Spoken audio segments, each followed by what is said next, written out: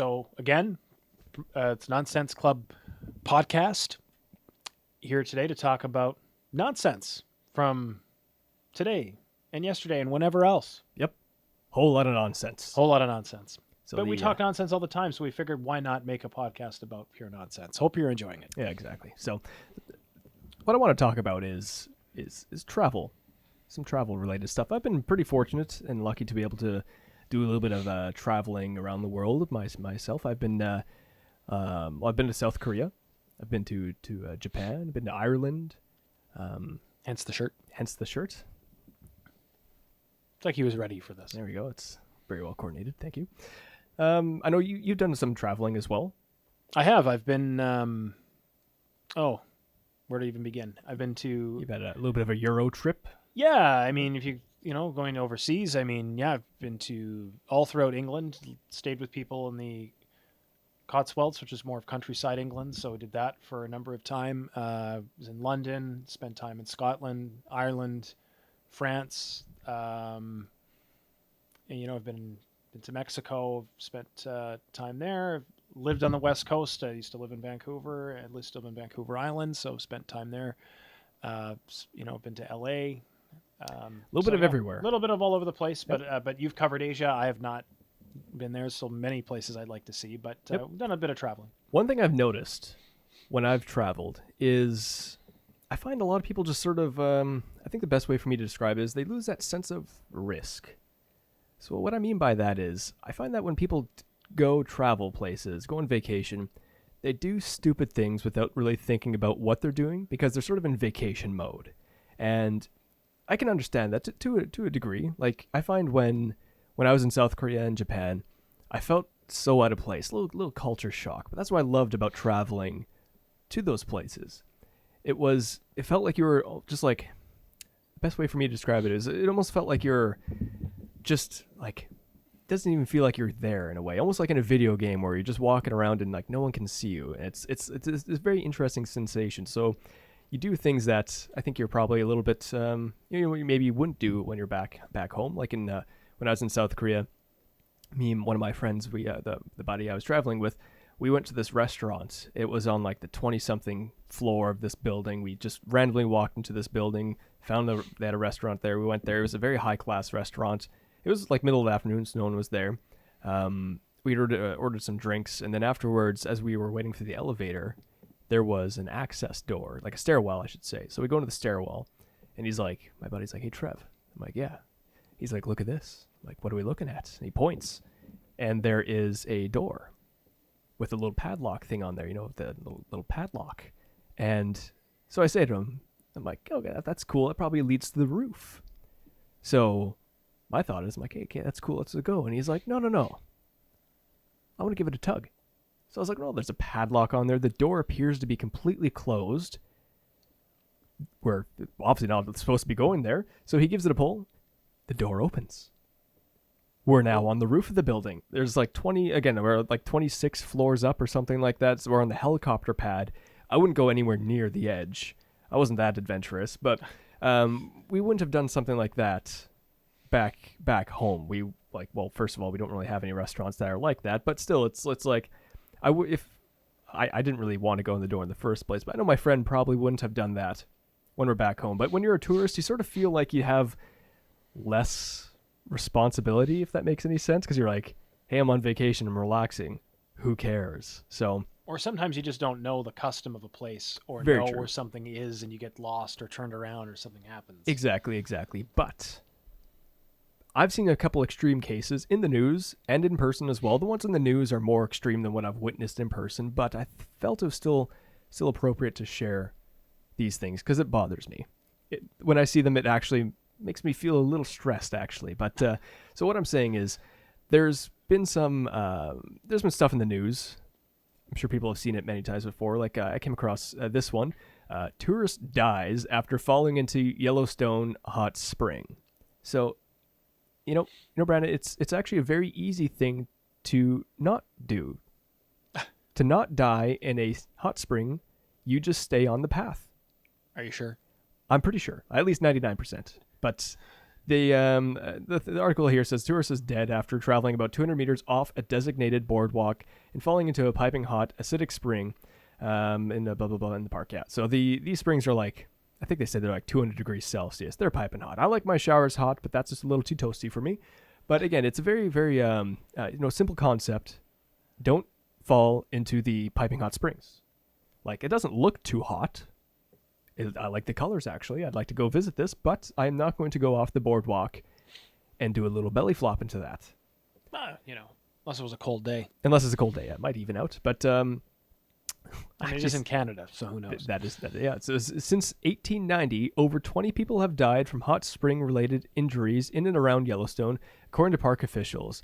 Most of the deaths have been accidental. However, at least 2 people were killed while trying to swim in a hot spring. So I guess they didn't realize that it was 200 degrees Celsius and did a cannonball in. So that's just, yeah. But anyways, that's like, I feel like a tourist would only do that. Like, any of the locals aren't going to be like, I'm going to go. I feel like sometimes when people are traveling, there's this sense of trying to make the most of the vacation. That is true. Yeah. So maybe brag to their friends. I think there was actually some YouTubers that got into some big trouble that were going off the tracks to get to video footage and stuff like that. So maybe that was the case for some of them, or as Commodore 64 has said in the chat here, unless they were murdered and it was a cover-up. That is I guess that is possible. I mean, who knows? And that could just be an unsolved mystery. Yep. The guy takes Marv out. He's like, Marv, you're swimming with. Though I guess there's no fish in there. Go for a swim there, Marv. Maybe they're cooked fish. Perhaps yes, but maybe that was the suggested that he swims kill whatever. You know what I'm trying to say. Anyways, so that not only do they have that, like that's a bit extreme, but when you're talking about being disrespectful to cultures or just not knowing the culture, there is I think some givens that would just be not well accepted. So we got one here. Tourists deported after taking nude pics at Angkor. So this is I'm probably pronouncing it incorrectly, but it's in Cambodia. Angkor Wat, I believe, is the proper pronunciation.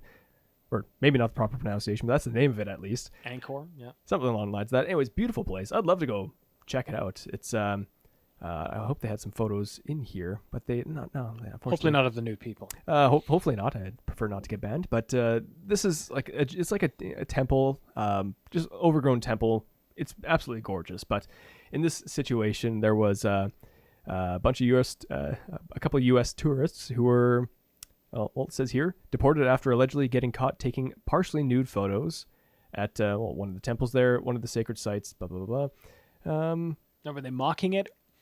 Like being goofy and just running around swinging their underwear over their head, or was it supposed to be like a sexy photo shoot? That is a good question. I don't know if they go into that detail in here.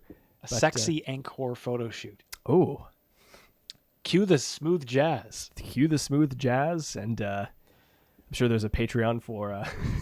I'm sure there is for that somewhere. Perhaps that'll be the intro podcast music. Perhaps yes, but either way, I think it's pretty straightforward not to get partially nude for a photo. But I guess when they're saying partially nude, maybe it was a guy who took his shirt off, because that'd be accepted here. I was gonna say, how strict is that? Like when they're talking about nudity, I'm thinking like pants down type of nudity, you know, the birthday suit type of thing. But maybe it was a little more innocent and but yeah. Anyways, it's not very well appreciated or accepted in a place like this. But my rule of thumb is when I travel, I keep my clothes on, no matter where I go. And also my rule of thumb when I'm home and out in public is I keep my clothes on. That's this is the rule I tend to follow. Of course, I'm going definitely boring. Yeah, exactly. If I go swimming, I'll go swimming fully clothed, hoodie and all. I'm kidding, of course, but no, it's again, that's just another example. But the personal experiences that I have that have bothered me, it was specifically in Ireland. So. You've been to Ireland. Have you been to the Cliffs of Moher? I believe so. Or as my tour guide said, Cliffs of Moher. Moher. I was like, give me some Moher. I'm pretty sure I have been to the Cliffs of Moher. The Cliffs of Moher. So these are the Cliffs of Moher. They are giant cliffs. They are large, in charge, and they are very, very gorgeous to see. When I went there There was no rain, no dark clouds or anything like that, and it was like no wind. It was just absolutely, absolutely gorgeous. It was very, very nice, and everyone's taking photos. Everyone's going, they have the fully automatic cameras where they press the button. It takes like 200 photos a minute. It's just absolute madness. Everyone's taking 200 Beautiful photos. part of the world. Oh, exactly. And it's great. And one thing I noticed with the Irish in Ireland, the Irish I don't think they believe in rail guards to prevent people from falling off of a cliff, because a lot of the time there was nothing stopping people from going right to the edge. And and there's no railing. Well, this is an older photo, but the other one you posted, there was no railing at all. yeah, so you can go up around here. There's a little castle over there, but so you can sort of see where I'm going with this one is that there's nothing preventing people from going to the edge. None. You would not believe the amount of people that would sit and hang their feet over the edge. It is absolutely crazy. How tall is this thing? It is at the southern end, 120 meters or 390 feet above the Atlantic Ocean, and the other side is, or another part of it is 214 meters or 702 feet above the ocean. And people were sitting with their feet hanging over the edge, Just chilling out. just chilling. There were many people, typically younger people, hanging their feet over the edge, going for a picture for probably their Instagram account. Oh, most likely. Got to get that selfie in. Oh yeah. And the thing that bugs me is that it can get windy. Like random gusts of winds happen and they can just blow you over. Like I'm a pretty light guy, so I stay away from the edge because my thought is I'm not very heavy. A good wind will blow me over the edge. So exactly, yeah. So I stayed back, but it was crazy the amount of people that did that. They actually had a little statue, if you want to call it that was a tribute to the people who have fallen off the cliff. If I remember correctly, they did not have the names on the statue. So when I saw that, I was like, are there that many people that have fallen off that they don't even have the names on there? Like they don't have like Margaret, who at a ripe young age of 86, her bonnet blew off and she went after it somehow and fell off the cliff. I don't know. Or they didn't, Bonnet. they didn't have anything like that. It was just a plaque that was just simply, this is a tribute to people who have fallen off the cliff. So I asked my good friend Google, we're on a first name basis, and there's been about it says here, over 66 deaths occurring on or at the base of the cliffs of Moher had been reported to the Clare County Coroner Service during the period January 1993 to August 2017. So from 1993 to 2017, 66 people died. 66 people have fallen over the Fallen edge. off the cliff. Yeah. That seems way too frequent for that. That just absolutely blows me away. And there was another spot that I can't remember the name of it, but it was another set of cliffs that we went to when we were in Ireland. And it was not as high up. It was maybe, let's say, 200 or 300 feet up. Only 200 or 300 feet. Only. And there was a class of kids. They're about 15, I'd say about 14, 15 years old. And they were all laying on the very edge of the cliff with their heads over. And I'm like, yeah, it's a little bit more safer. The teacher was just freaking out because she's like, if one of you die, the paperwork I have to fill out. She seemed very concerned about this paperwork. But so as I looked at that, I'm like, hey, I'm not doing that. But then there was this one guy that really actually bothered me. So he was walking towards the cliff edge, and there was a castle wall. So imagine I guess it doesn't matter if it's a castle wall or not, but just imagine a wall, stone wall going towards the edge of a cliff, and then there's the cliff there, and then a drop of 200 or 300 feet. He's walking towards the edge of the cliff. He's a few feet away. He stumbles. He catches himself on the wall. And then you know what he does next? Continues walking to the cliff.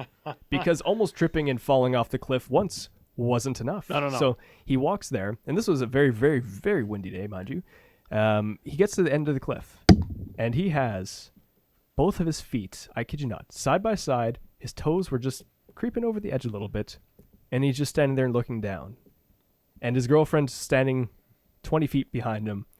I think her lifespan was maybe shortened by a few years because she's looked just a little bit stressed. But it was just mind-boggling to me that someone would, well, first of all, do that. I'm like I said, I'm very risk adverse to start off with, but almost falling as you walk near the edge of the cliff and then still proceeding is just like absolutely blew me away. Yeah, it just people just I think again are just so caught up in the moment.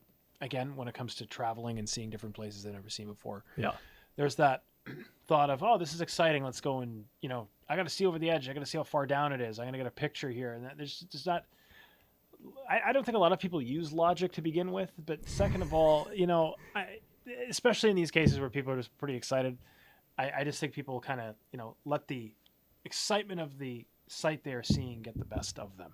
yeah, exactly, and I don't know. Like I said, it was actually stressful to watch because I don't really want to watch someone fall off a cliff.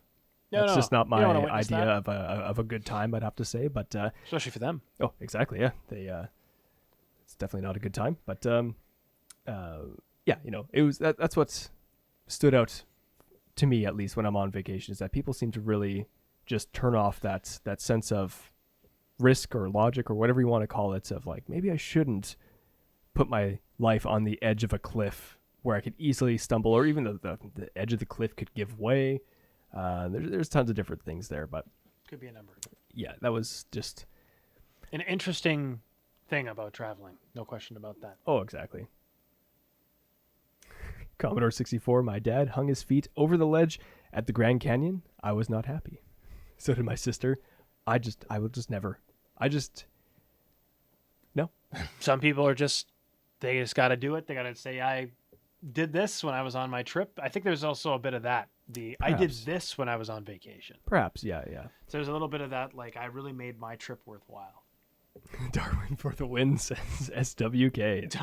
Perhaps that's true. That about sums that up. Yeah. It's like, when people travel, they travel for different reasons, right? When I travel, I prefer to go to places where I get culture shock, because I love feeling so like isolated.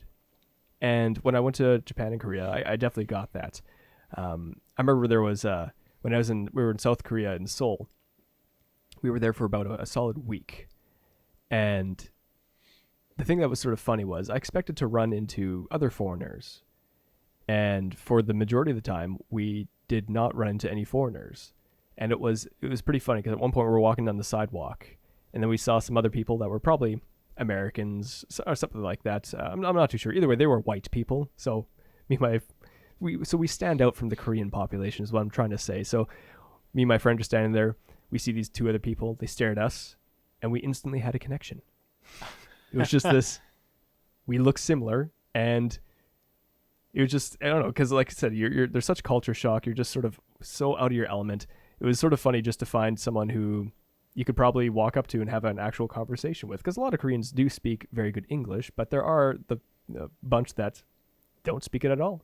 So like I said, it's there's days where it's like you just can't find anyone to speak to, or just have a good conversation. Of course, you have your buddy that you're traveling with, but it was a different experience, because that was the first time I traveled to somewhere really, really foreign in that way. But definitely. But when I travel, though, I travel to get like that experience. But I find I learn a lot from it. I'm able to take stuff away from it, and it helps me when I go back home, like how I approach like work, even my hobbies, family, and all these sort of things. It's neat just to learn about other cultures. But I guess other people like to stand on the edge of a cliff. Depends what you're into. I guess so. Whatever kind of keeps you going. Whatever gets you excited. Yep. Makes you feel alive. Makes you feel alive. Until you fall off and die. Yep. But maybe they get a feeling of, I don't know, like inspiration or something like that. I don't know. It's different for everyone. Can we use the word elation? Ooh.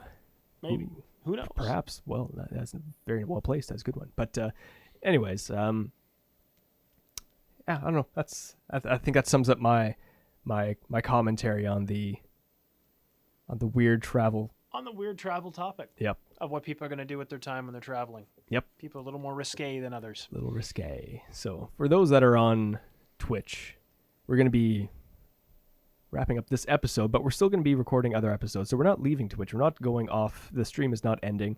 We're just recording this for for YouTube, and for those that are going to be watching on YouTube one day when this gets uploaded. I hope you enjoyed the episode, and we'll be back to talk about more nonsense, a little bit of everything. Yes, the Nonsense Club podcast. Like I said, we're both on Twitter as well. Yep, I'm Old Man Trevor, 3 R's at the end there, and what's your Twitter? Brendan Richmond 5. All right. Find me on Twitter. Yeah, well, like I said, we'll hope to see. Oh wow! See slow that? down, Wow! Look at that! I don't even know what I'm talking about. Excitement, holy moly! See, But I'm anyways, so excited about the podcast. yep. So for those on YouTube, like I said, we'll hope you enjoyed the episode. We'll hopefully see you next time, and we might slap more microphones and such. Some technical difficulties. Oh, thank you.